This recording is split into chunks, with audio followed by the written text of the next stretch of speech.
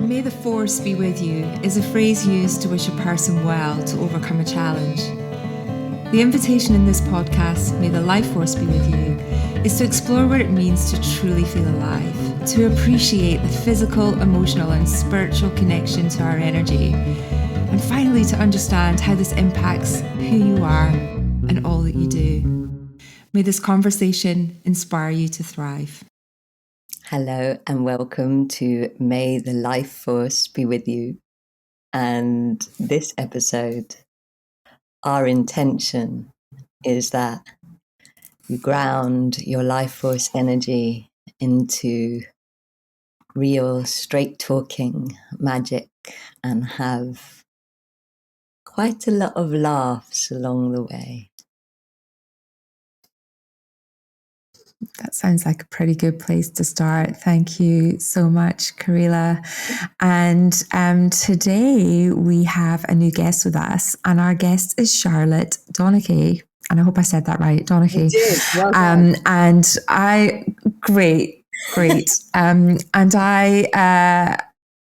I've just taken a really short bio here because there's so much packed into about 10 powerful words. So here I go. Charlotte is a human. That's good to know, actually. But a good place to start. But human, writer, jester, shamanic thing, alchemista, adventurer, puzzle, multi-dimensional being, same as you, but different. And finally, I loved this line on her website from a testimonial, which said, she cuts through the spiritual bullshit and is so intuitive. I mean, what a great introduction and a fabulous place to start. You're in the right place. Welcome, Charlotte. I also want to say that Charlotte is our only guest to have been nominated twice. So 2 people recommended we speak to Charlotte. I did not know that. Both Nick and Susie. And to be fair, we are all on the same medicine wheel, but there are lots of people on the same medicine wheel as us. So I think it is pretty impressive to be nominated twice. And I was going to ask her. So actually, she's got 3 nominations for this show. Yes. Thank you.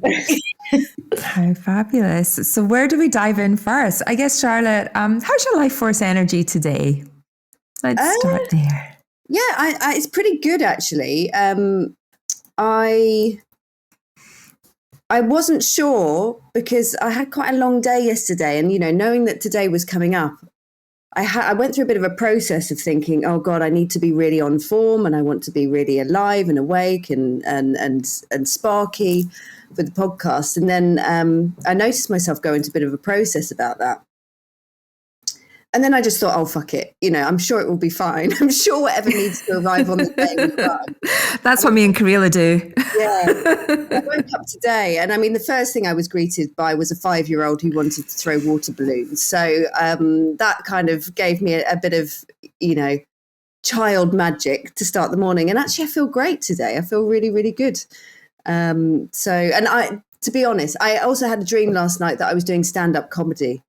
So I woke up feeling quite amused by myself, which, yeah. And is that something you do, Charlotte? Is that, you know, you say in your intro, jester? Yeah. Well, so what does jester mean to you? So I used to be an actress before I got into all of these things. And Karila knows I've sort of got a very, very small sideline in doing comedic parodies, let's call them, of spiritual scenarios or people. And it's where I managed to draw upon my old acting career and actually bring that clownish side of myself through, because even when I was an actor, that was very, very strong for me. Clowning and improvisation was probably one of my greatest skills. And there is something in me that can't quite let go of that and always feels a desire to bring more of that, particularly into the spiritual world, because, you know, I've been doing this since about 2016. And it was very noticeable to me when I got into spiritual groups and communities that there was a seriousness across the board that I felt needed a little lightening up, or perhaps even just breaking. And so what I like to do is just, it's parody. It's taking a realistic situation and giving it a slight spin. It's a bit of a nod to, our human behavior and our tendencies and some of those things that we, I suppose, automatically fall into without realizing. But it's always very tongue-in-cheek, and it's always very affectionate. Not everybody realizes that. Some people think I'm serious, and some other people think that I'm just a bit of an arse. But generally, when I do these things, it is done from a place of absolute love. And the main piss-taking is of myself. I usually use myself as my greatest material and go from there. So that's where the jester comes in. And also, of course, you've interviewed Susie. So you know that Susie and I do a podcast together called The Lightworkers Cafe, which we've done for several years. Because Susie and I just, emerged in each other's lives and immediately realized that one of our main connections was comedy and humor, and being able to turn a very, very dark, serious, painful situation into quite a funny one within a sentence. So that's where that was inspired from. And we both have this desire to just remind everyone that, yes, these are very difficult times. These are very challenging times, more challenging than we could have ever imagined. And yet they're also quite funny. I think there's such a lovely message in that, isn't there? That, I kind of go on in my work quite a bit about fun. Like, let's not forget the importance of fun and laughter. And, Karila and I are so fortunate to speak to so many amazing people on this podcast where, we can be having a low energy day and then we jump on and speak to someone that just brings joy through music, through laughter, through just their approach to life. And you realize that, there's something to be said for just taking ourselves a little bit less serious sometimes. And you can do the deep work, but if you don't have the balance of also the light, it can, it can detract from your happiness. So important we look to fun. Yeah. Seek out the magic. I think that, when you look at how particularly New Age spirituality has emerged, and there's a lot of strings to Christianity particularly, but there is this undertone of, I suppose, oppression and self-flagellance that often comes through some of these places. And I think that humour is one of the most equalising forces there is, and we're going into this world of equalisation, Aquaria. It's very much about us coming together as a synchronised quantum field of humanity.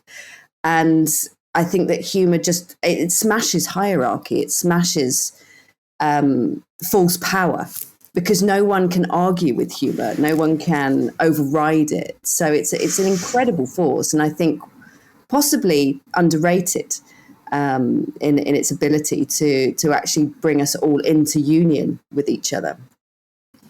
See, Charlotte, I'm going to argue with that, because I do feel like in this current polarizing world that people do argue with humor now.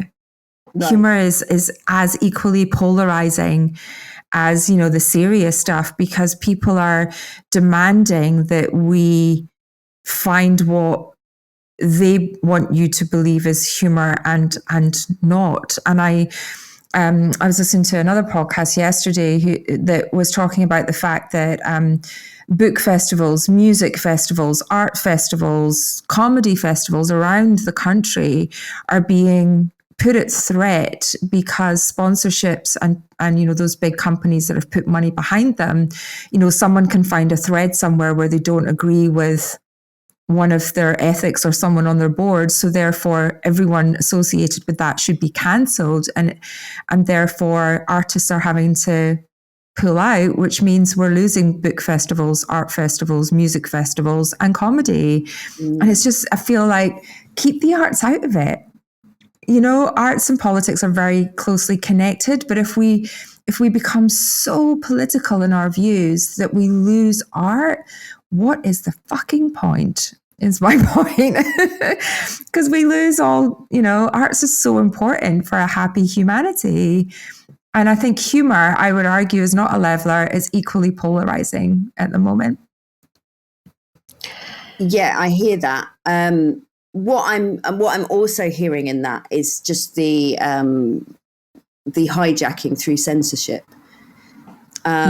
Because that's what we're talking about, really. We're talking about censorship. And that is one of the primary problems, as far as I can see, in the world at the moment, is the call for people to be censored and to self-censor. And actually that very insidious programming that is often based on things like guilt or shame, where we are from the inside out encouraged to censor in case we do something wrong, or we upset something or somebody, or find ourselves in some way unable to really express the truth of our reality, to the truth of what we see. And so, yes, I think that in that vein, everything is polarizing, because there's this conflict and this argument going on between that real natural force, that life force of truth, which doesn't adhere to man-made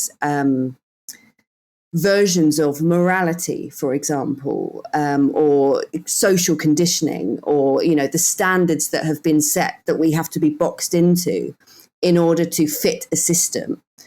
And so, you know, this whole cancel culture thing is like, we can't, the censoring means that people are afraid to actually, you know, say, speak, or even take the piss out of what they're observing, because of that absolute fear of being cut off from society. And that's the major psychological threat that I think is going on in the world at the moment. And it's and it threatens on such a deep level, because the great wound that humans have is being pushed out of the tribe. You know, like our primal wound of survival is like, stay in tribe. Otherwise, you know, ancestrally you would have died. And so it really, really speaks to the like kind of deepest survival wound within us. And you know, I agree with you. I feel like it is, you are in incredibly dangerous political times if comedy is being censored. You know, if comedy is being censored, you need to be worried about the political and social state of a time. And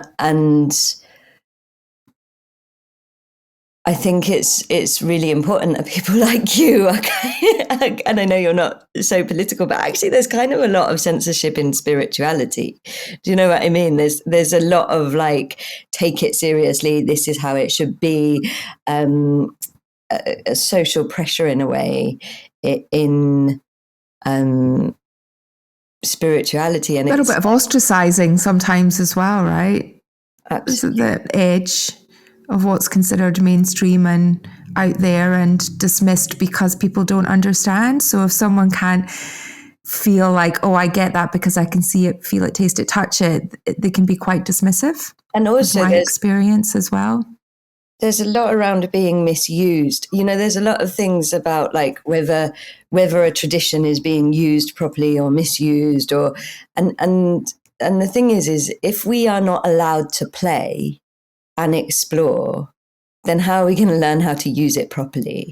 Like, you know, like, it's like we have to have this room to discover and grow and find out what is true and right for us. And I really love what you said, Charlotte, about the life force of truth. It's like, actually, what's so powerful about comedy is it really does tell the truth.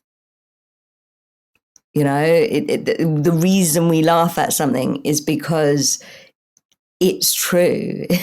it's true.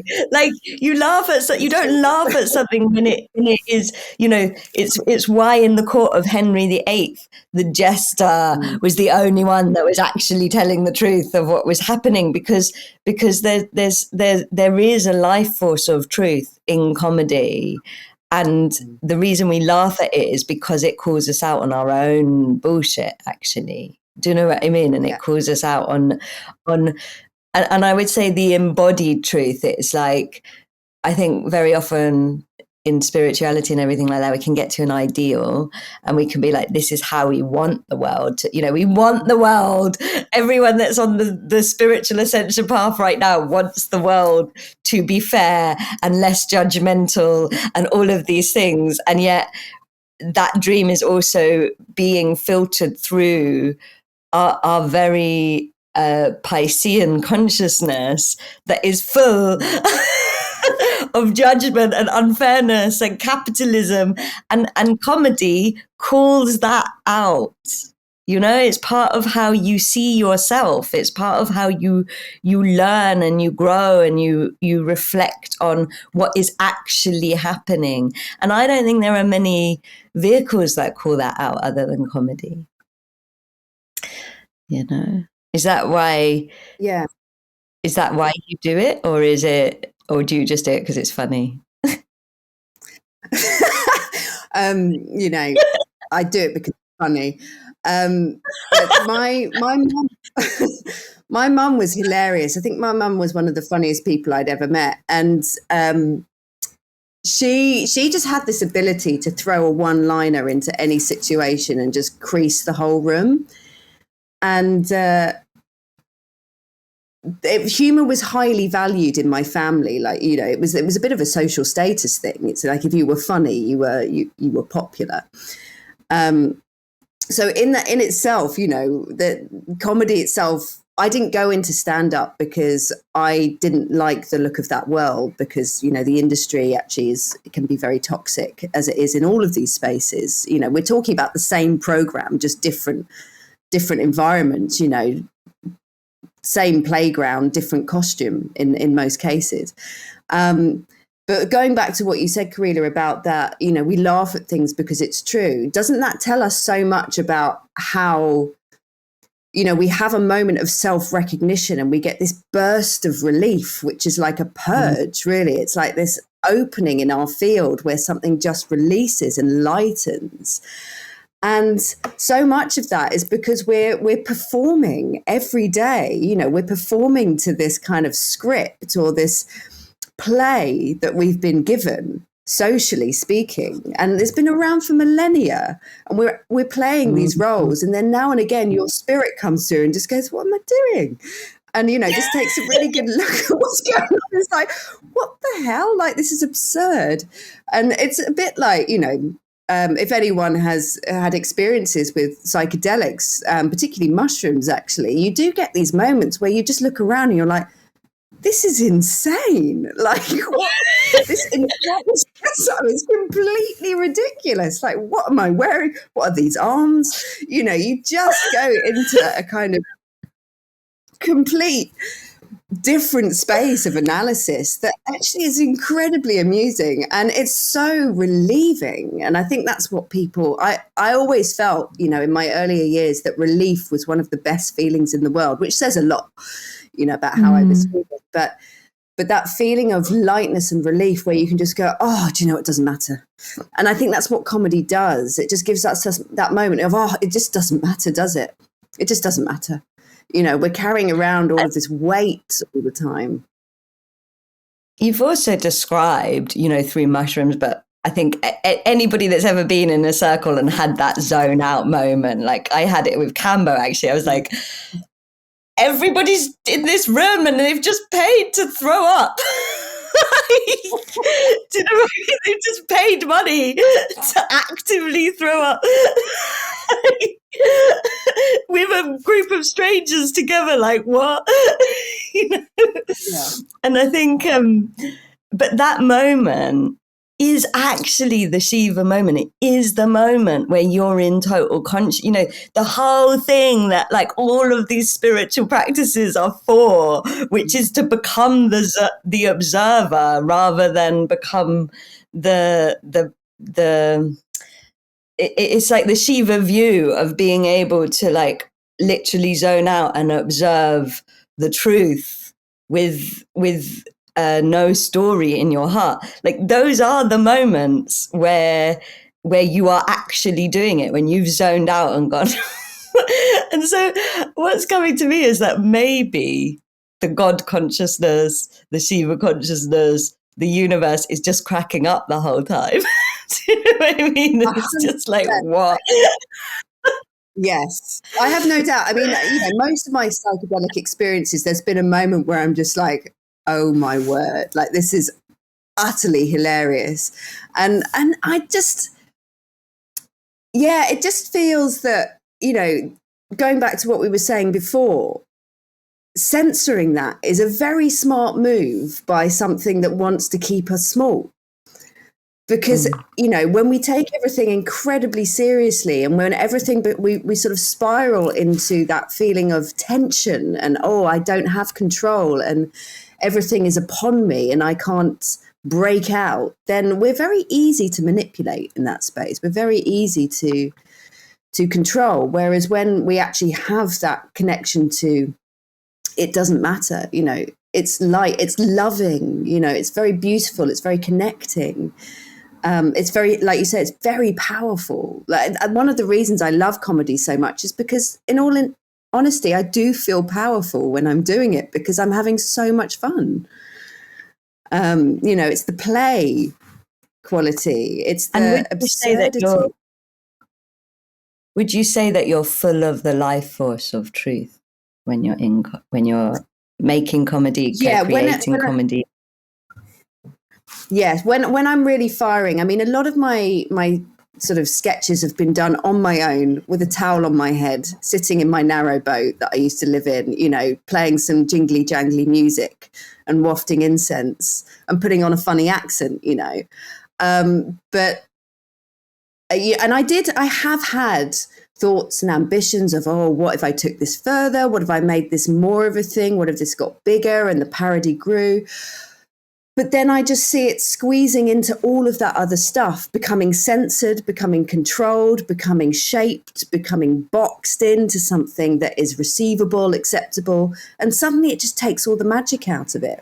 So I think I've purposefully kept it quite subtle and sporadic and, not a bigger enterprise in my life because I want to keep the quality of it for myself. And do you think that humor, that lightheartedness, that ability to see the fun in the play is what makes you so good at your spiritual journey, your healing, and your work with others? It feels to me when you were talking there that it's also almost like a kind of bridging of like old self into new, and that kind of, it allows for humor, it allows for play to come in and have permission to kind of make it more accessible. Would you say that's fair? Definitely, because I'm speaking about Cambo, for example, which is it is an absurd reality to have, and I run Cambo circles, having people in a circle just mutually purging together and just throwing up in a little, a little spread. And what was more insane about that was I grew up with a chronic phobia of people vomiting. And then the cosmic joke was that I ended up facilitating circles where everyone's just exploding with vomit left, right and center. And I'm like, well, how did this end up happening? It's like me, I have a chronic phobia of breathing. Yes, and I have to go to breathwork things. Like, it's like, fuck's sake. Don't want to be in a room with people breathing. So I get it. Joke's on us. Joke's definitely on us. And I think that, as you were saying, Fiona, what people get from me when they do work with me is that relief, because I'm very straightforward and I am reasonably funny. And so when you're sitting in the prep for a Cambo circle, which is quite intimidating and scary and nerve-wracking. You know, it's quite a process that you have to go through. And you do feel quite jangly. And then, you know, there's me sort of saying, oh, isn't this hilarious? And you know, alluding to stories where I've ended up on my ass, you know, throwing up towards the sky and sort of, you know, bringing a bit of humanity into it and personal experience. It just relaxes everyone. And I think that it's really, really vital for those of us, especially working in a practice where our job is to let people know, essentially, we're letting people know that everything's okay. You know, that's kind of our primary purpose. It's okay. Everything's okay. And I think humour really helps people to drop into that space. And truth, you know, it's truth. The funny bit is the truth and the reality behind it. Most people laugh at things I say, not because they're particularly intelligent. They're just true. And they haven't heard many people say it like that. Mm-hmm. And so can I ask a slight change of direction, if I may? And that is how you followed the thread to do what you do now from what you were doing before. I'm really curious what that journey looked like for you. Yeah, I mean, you can only ask Susie about this, but Susie makes a common statement that I'm well dark. So, you know, I think my ability to be light is because I also have like an incredibly dark side that I cannot remove my curiosity from. And so, you know, I was going through this acting career and in all honesty, you know, not having a great time because it's incredibly invalidating as a job. And I was so determined that as an actor, you are a talking prop. Like that's how you're treated. For sure. Yeah. Unless you're a like celebrity, if you're an everyday actor, you are treated as a prop that can talk. In my experience of that industry. And it's not fun. It really isn't. And the thing is, you know, if you even dare to speak up for yourself or piss anyone off, there's 200 people standing behind you that want your job. You are so disposable. It's unreal. So, you know, you feel quite enslaved actually by the job because you are, as you say, you're this talking prop and they're not interested in you as a person. They're interested in what you can give them. You know, what can you provide? And so after, you know, 10 years of this, I was pretty done in. And then, you know, my personal life wasn't great. You know, I was having all sorts of difficult experiences. I was addicted to alcohol, which the acting industry kind of encourages in many ways. And I had a very, very difficult relationship experience, which took me to the bottom rung of my dark curiosity because I was definitely seeking something. And I felt that acting was giving me this opportunity to explore all these like really messed up people, you know, from the outside in, to find psychologically these dark spaces that I was ever so curious to visit.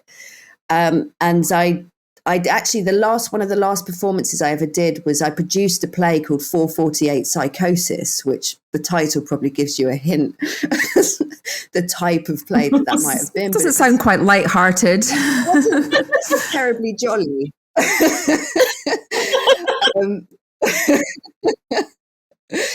I mean, you know, it's basically about someone with psychosis who commits suicide, and the writer did commit suicide after the play, if we still call it that, took her own life. It's a fantastic piece of work, you know, it's absolutely amazing. But it was the penultimate rung, let's say, because after that play, art mimicked life, and I actually ended up in a relationship with someone who was similar. And so that took me to this space within myself where suddenly I wasn't performing anymore, and I was living this kind of darkness that I'd been so drawn to.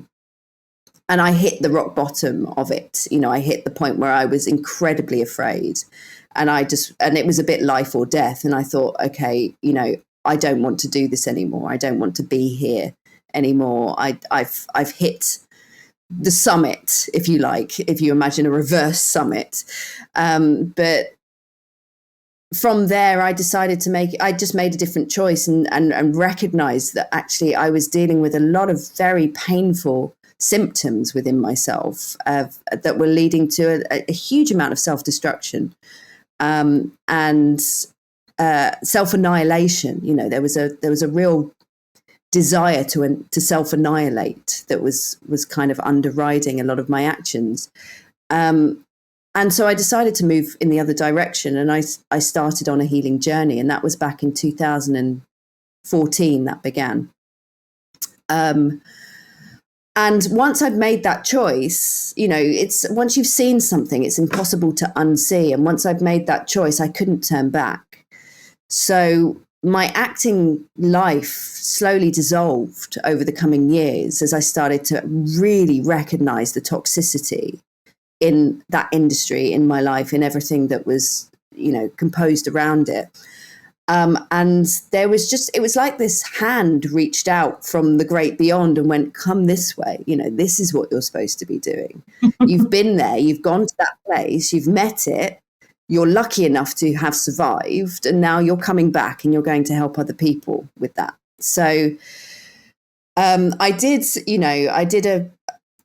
a few years of meditation, and then I did my Reiki attunement, and then I was introduced to plant medicine, specifically ayahuasca, in 2015. And during that ceremony, I actually had a great time, but the medicine was sort of saying, right, you need to switch up. You need to be doing service. This isn't about you and your acting and, you know, your status in the world. This is about something else. And I was like, oh, I'm just not that into Reiki. Like, can you I was like, it's great, but it just doesn't feel like it's my thing. So I was like, look, here's the deal. You bring me something that I'm like turned on by, and I'll do it. 2 months later, it was like a Cambo circle. And I had resisted Cambo so much because for the obvious reasons, I was so phobic of people vomiting. And then somehow I managed to end up in this Cambo circle. And like literally as my third purge left my mouth, this voice went, we're going to work together. And I felt myself go, no, as it was all happening, because I really didn't want to. I mean, I was in the heights of nausea at the time. I was like, this is not funny. I think the frog was finding it intensely funny, but I was not. And what then transpired was a period of significant resistance whilst I tried to stick to my original life.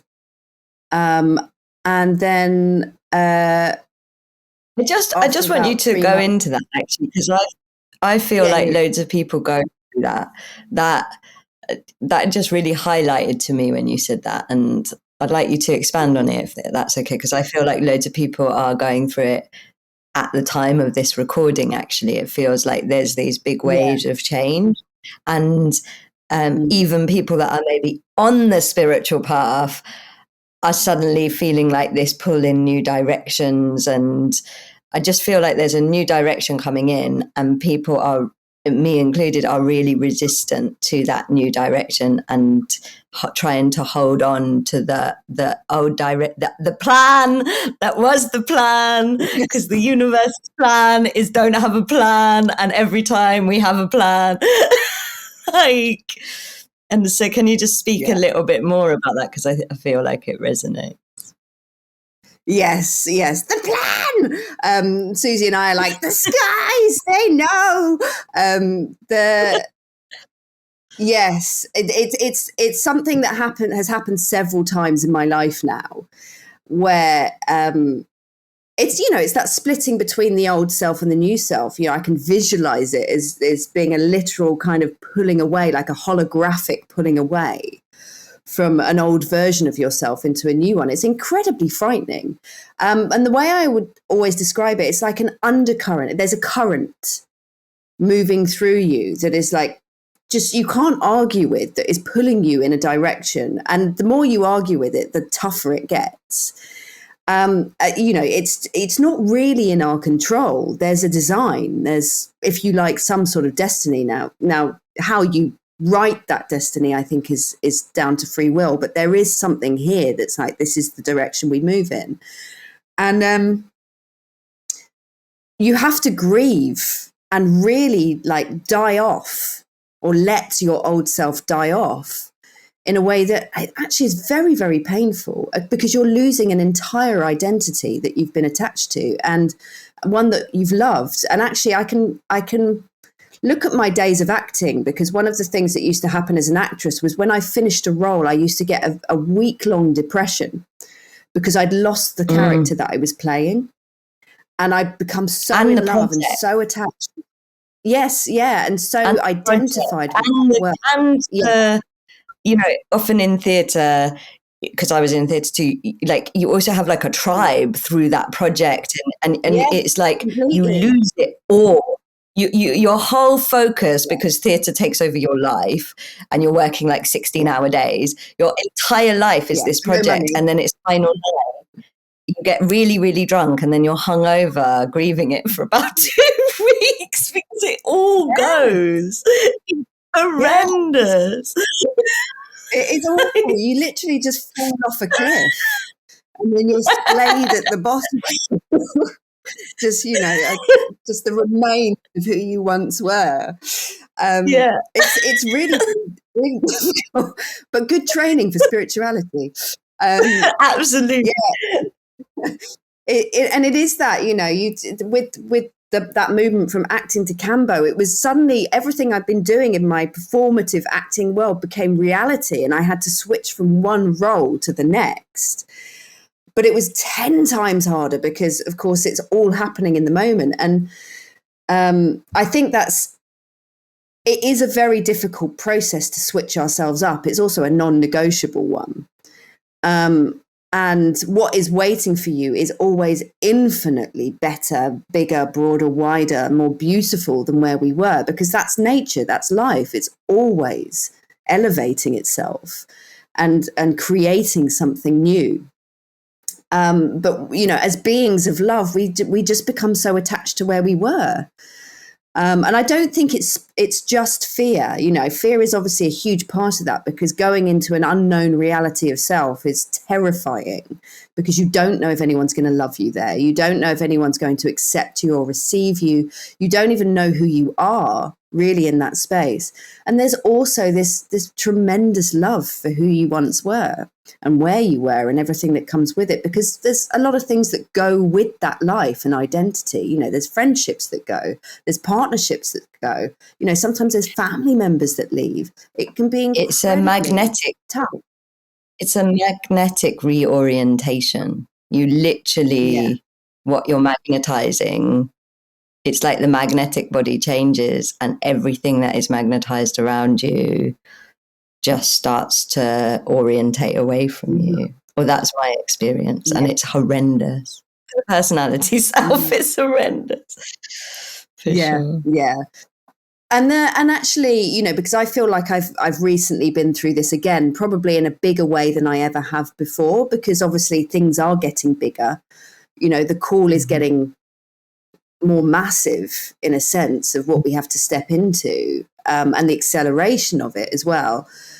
And the calibration phase it's nauseating. You just want to get off. It's like being on one of those spinny fairground rides that just, keeps going round and round and round. And you're like, no, I don't, get me off. When you see those reels on Instagram of children screaming to be taken off these rides, that is what it feels like.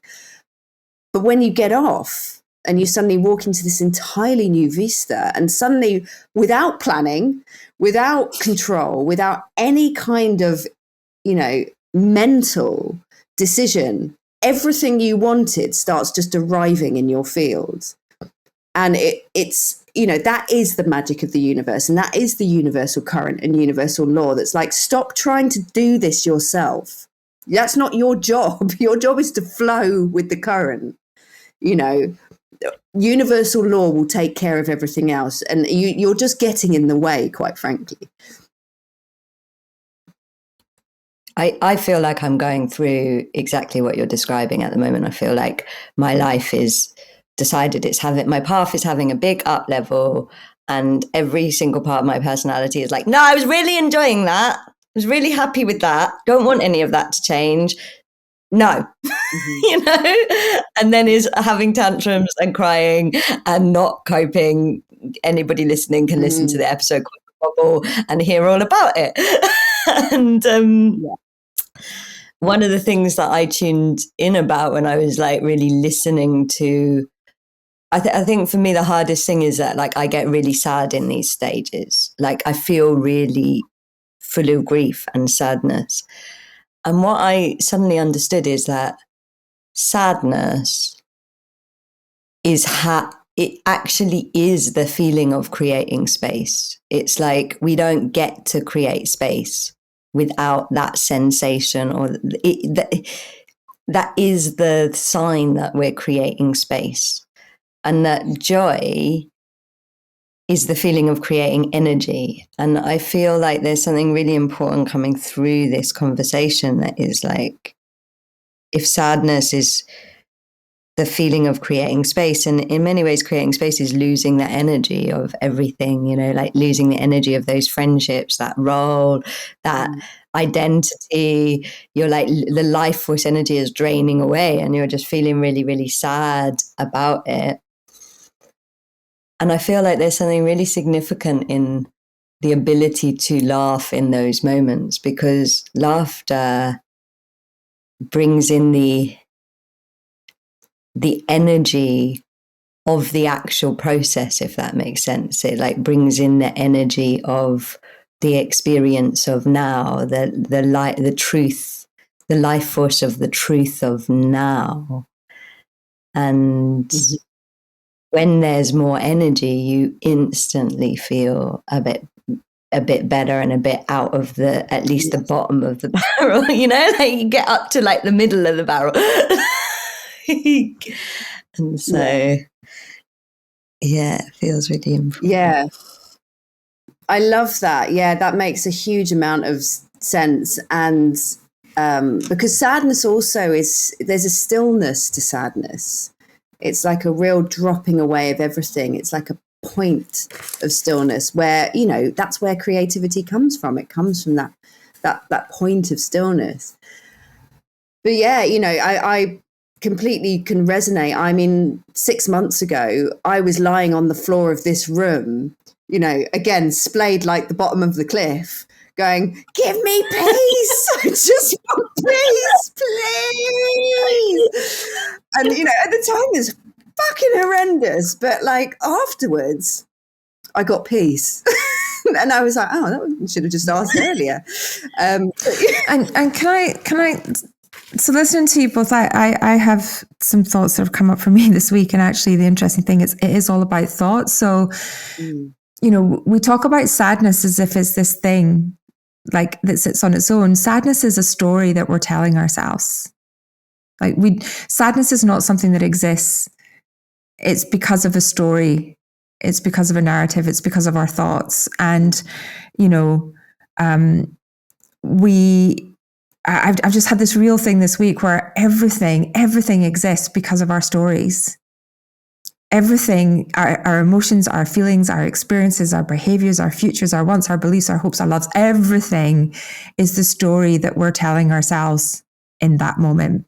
And it's clear to me that the real peace comes from knowing that it's just a story.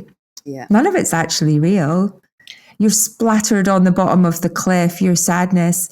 It's a story. And it could be that because there's an energy block in your body that you need to release, and it looks like sadness, it feels like sadness, it could feel like rage. I'm sure there's not much really between any of the emotions we feel in our body. Excitement ecstasy are the same as fear, rage, and anxiety. It's just a story attached to it that creates the narrative of whether it's a low state or a high state. And I just going to put that thought out there. When you were talking about sadness, I'm kind of like, is sadness real? Is grief real, or is it the thought that's associated with it that makes it so? See, I feel like the energetic process of making space is real. It's just that I've labeled it as sadness and gone, I'm sad, I'm not okay. Like, if I labeled it as making space, I might not have such a storied, contracted. Do you see what I mean? It's like, I feel like there are these real processes that there is this cycle that we go through in order to create the new. It's just that we are just geniuses at labeling everything. Like, we are so good at adding story to everything and going, okay, I'm feeling like this, therefore I am depressed, I am sad, I am in crisis, I am not at peace. Although I do sometimes think that the story also,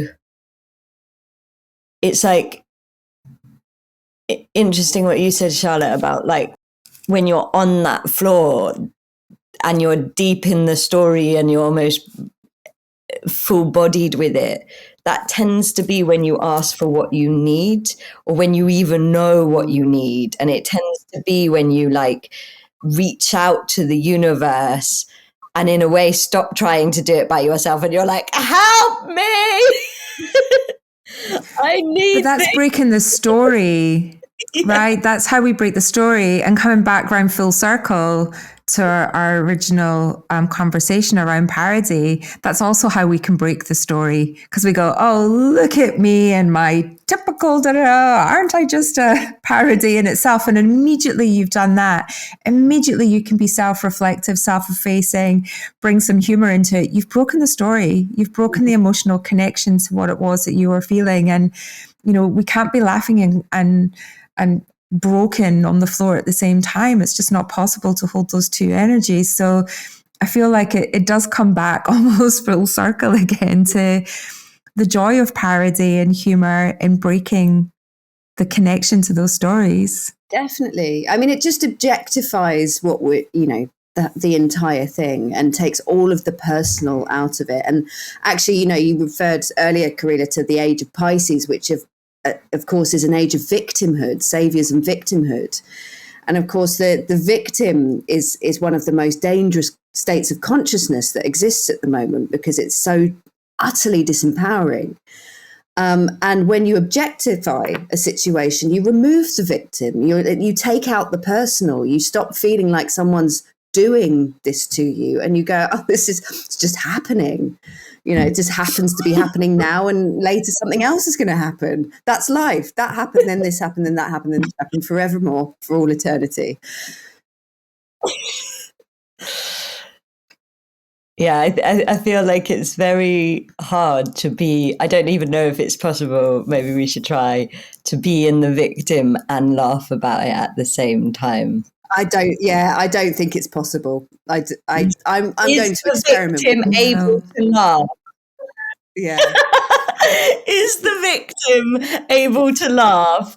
This is the great question of the day. It's a great inquiry. It's a really, really powerful inquiry. I say no. That's my belief. I don't think it is. I don't think so either. Well, I don't think it is. I feel like there's an energy thing, because I feel like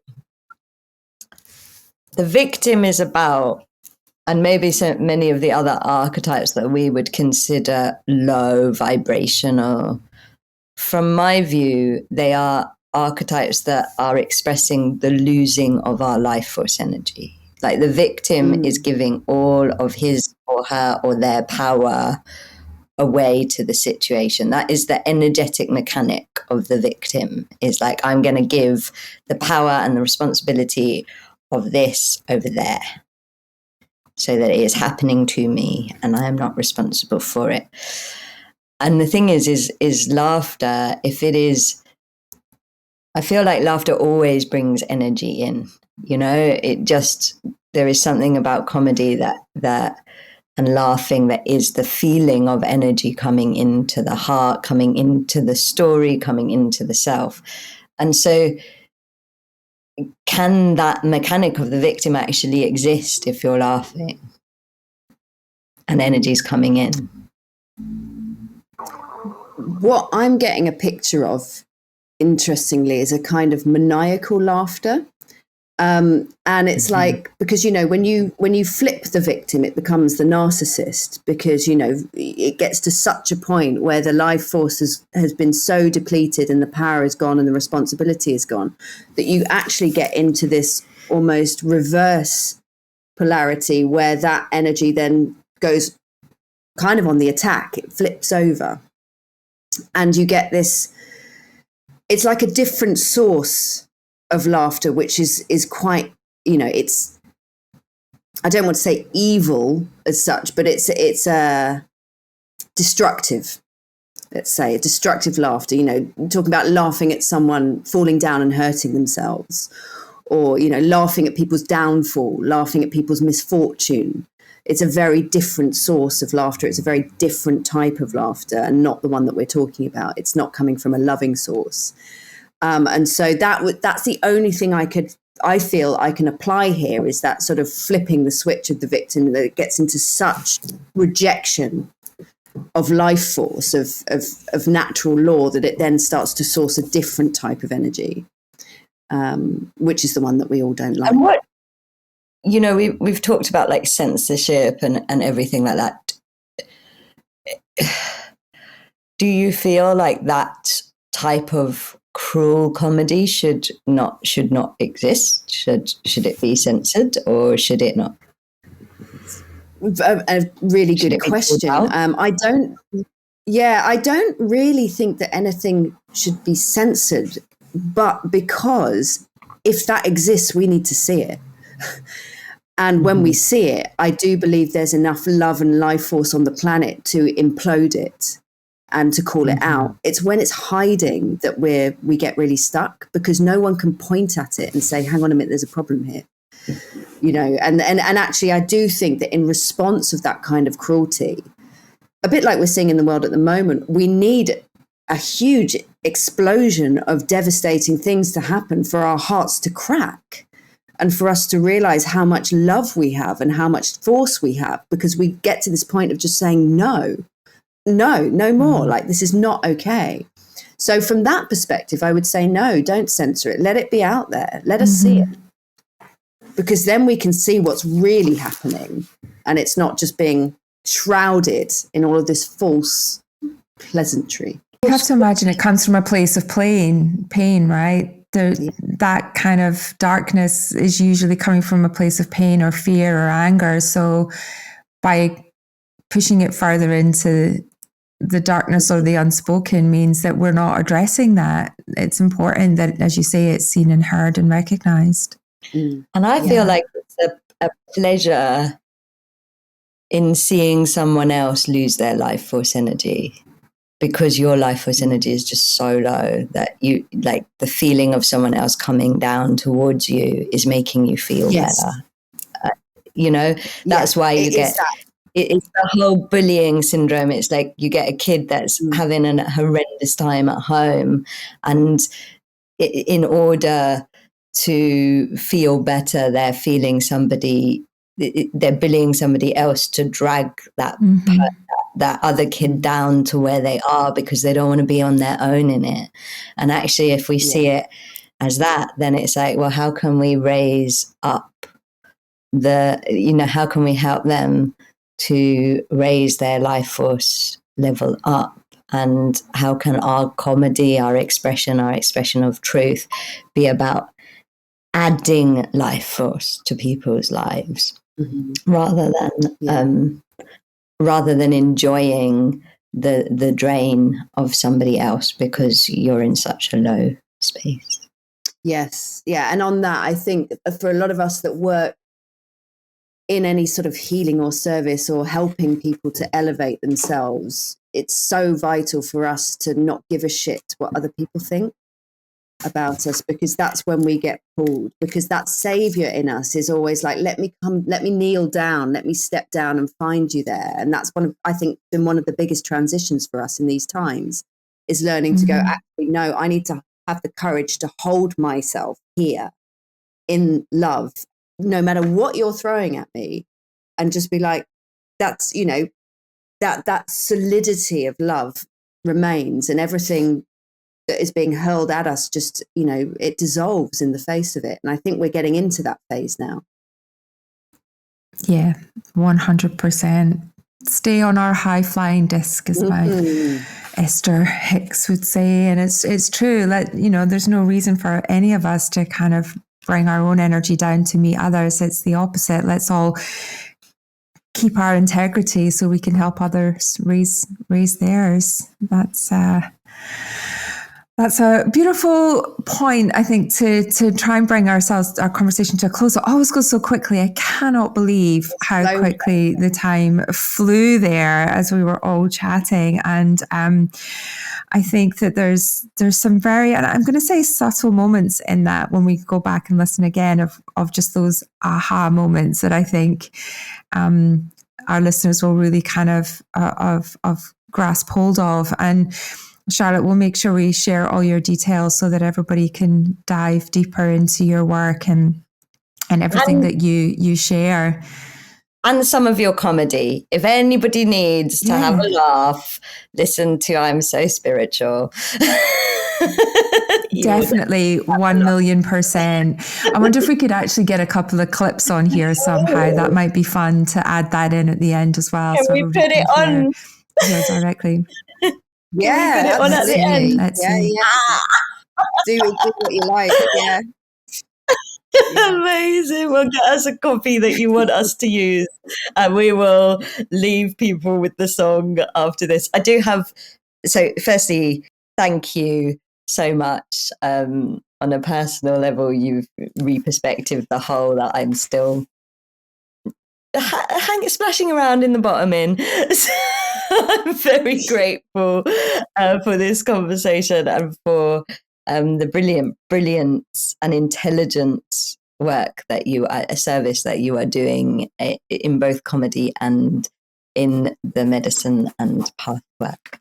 You've already been signed up for the Life Force Cafe, and you and Susie coming back onto the show together. So it's already, you've already been put forward by Susie for both of these things. So we look forward to having you back. But I'd just like to ask you, who should we speak to next on May the Life Force be with you? Well, the two people that I would have nominated have already nominated me. So I've been sat here going, who? They can be magical, they can be mystical, they can be inspirational. It doesn't always have to be someone that you know. Set us a challenge. Okay.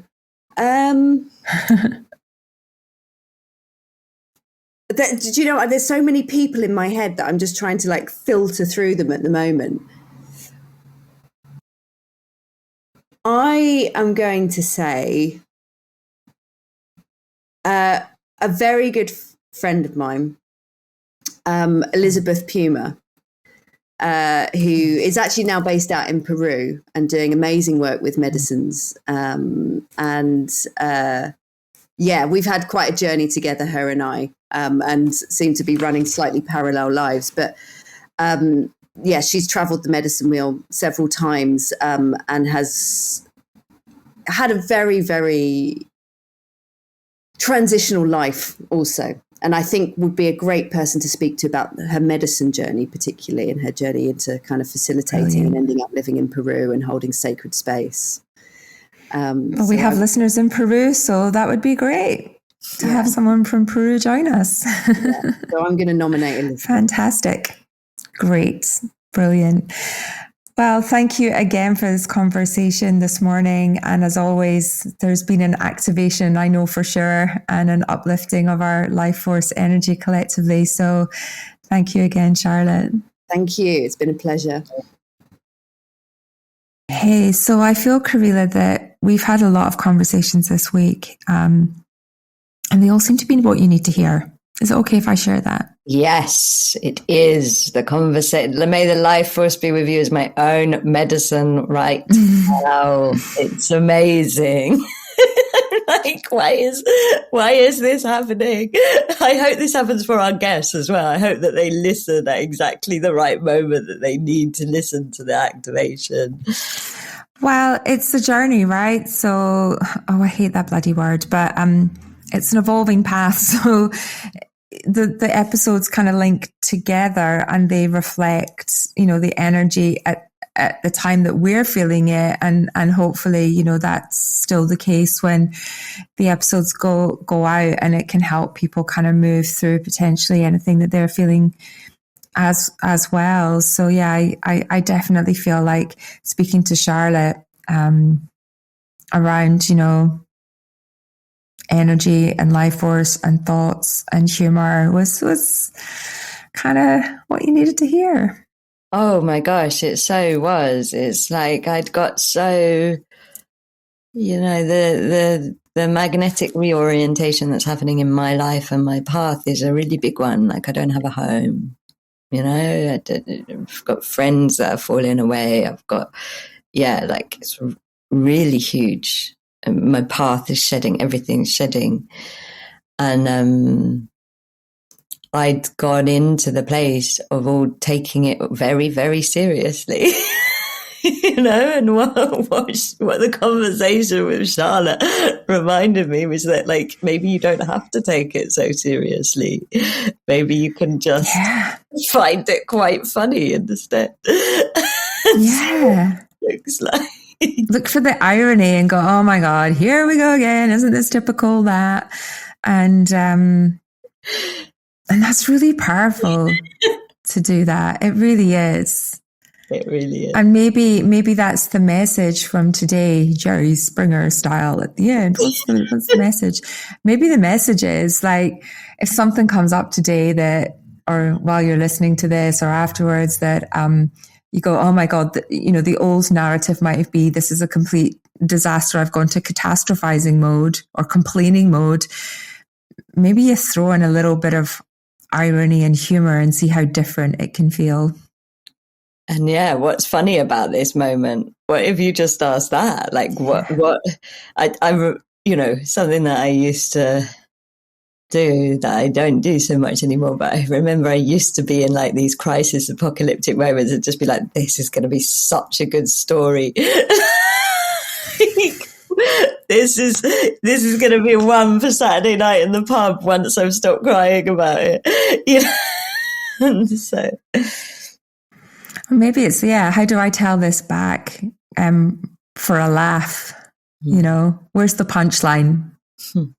What's I think almost immediately when you even just think about doing that to a situation where you feel like it's hopeless, you've taken away that fear. It's already diffusing that emotion. You can just see it and feel it. Practice it on something that you've already felt as well, because we continue to tell the stories and wind ourselves up. So take some of the ones that we tell ourselves often that bring us down and flip it. I was walking down the street one day when, a stand-up comedic moment. And you turn it into your own stand-up set. I love it. Yeah, I love that too. Oh, brilliant. Let's go off and try that. Great. Well, until the next storytelling session, Karila, take care of yourself. May the life force be with you. We hope this conversation has topped up your life force energy. If it has, then please help us spread the life force. Like, share, subscribe, all of that. And may the life force be with all of us.